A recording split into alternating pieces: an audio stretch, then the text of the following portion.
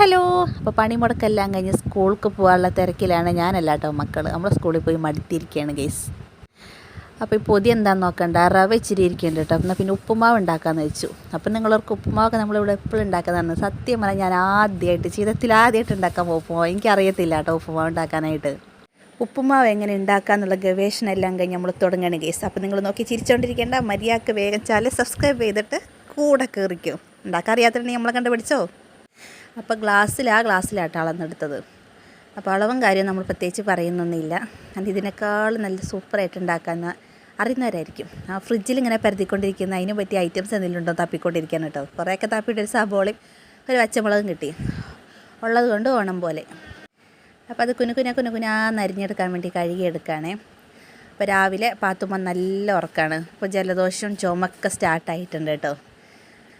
അപ്പോൾ മരുന്നൊക്കെ കഴിക്കുന്നതിൻ്റെ ക്ഷീണമാണ് കേട്ടോ. അപ്പോൾ ബർത്ത്ഡേ ഒക്കെ ആവാറാകുമ്പോഴേക്കും അസുഖം തുടങ്ങി. അതെല്ലാ മക്കൾക്കും അങ്ങനെയാണെന്ന് തോന്നുന്നത്. ബർത്ത്ഡേ ആവാറാകുമ്പോൾ എല്ലാവർക്കും എവിടെ നിന്നൊക്കെയാണോ അസുഖം വന്ന് കയറുന്നതെന്ന് അറിയത്തില്ല കേട്ടോ.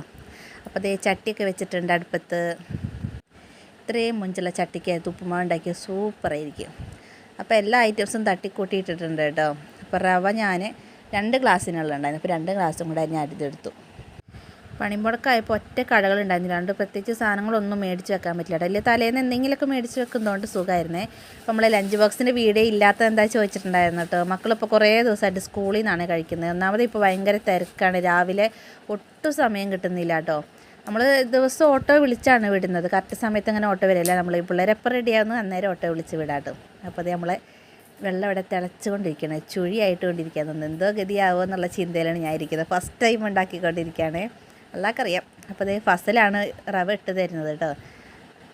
അപ്പോൾ ഇന്നത്തെ സ്പെഷ്യൽ റവയും പപ്പടം പൊരിച്ചതാണ്. അപ്പോൾ ഫിറോസിന് മീൻകറി ഇറച്ചിക്കറിക്ക് എന്തെങ്കിലും വേണമെന്ന് പറഞ്ഞുകൊണ്ടിരിക്കുമായിരുന്നേ. അവൻ മീൻകറിയുടെ ഇറച്ചിക്കറിയുടെ ഒക്കെ ആളാണ്. അപ്പോൾ അവൻ പപ്പടം പൊരിച്ച് തരാമെന്ന് പറഞ്ഞു. പള്ളി കഴിഞ്ഞ് വന്നിരിക്കുന്ന സമയമാണ് കേട്ടോ.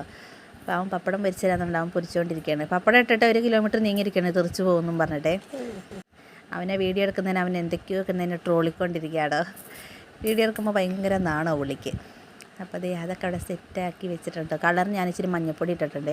വെള്ള കളർ കാണുമ്പോൾ വലിയ രസം തോന്നില്ല. അപ്പോൾ ഞാൻ ഇച്ചിരി മഞ്ഞപ്പൊടിയൊക്കെ എടുത്തിട്ടുണ്ട് കേട്ടോ.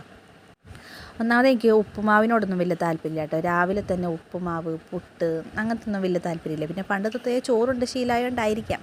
അപ്പോൾ എല്ലായിടത്തും സെറ്റ് ചെയ്തിട്ടോ. എനിക്കിത് കണ്ടിട്ട് ഞാൻ പറയും നല്ല ചൂട് ഉപ്പുമാവും പഴവും അല്ലെങ്കിൽ കോഴിക്കറി അതൊക്കെ സൂപ്പറായിരിക്കും. ഞാൻ ഇച്ചിരി ഇട്ട് തിന്നിട്ടുണ്ട്. അപ്പോൾ ഞാൻ കഴിച്ചുകൊണ്ടിരിക്കുകയാണ്. ഫിറോസിനോടൊക്കെ ഞാൻ എങ്ങനെയുണ്ടെന്ന് ചോദിച്ചപ്പോൾ അവൻ എന്നെ തീറ്റയെല്ലാം കഴിഞ്ഞിട്ടാട്ടോ അതിൻ്റെ അടുത്ത് പറഞ്ഞത് കൊള്ളത്തില്ല എന്ന്.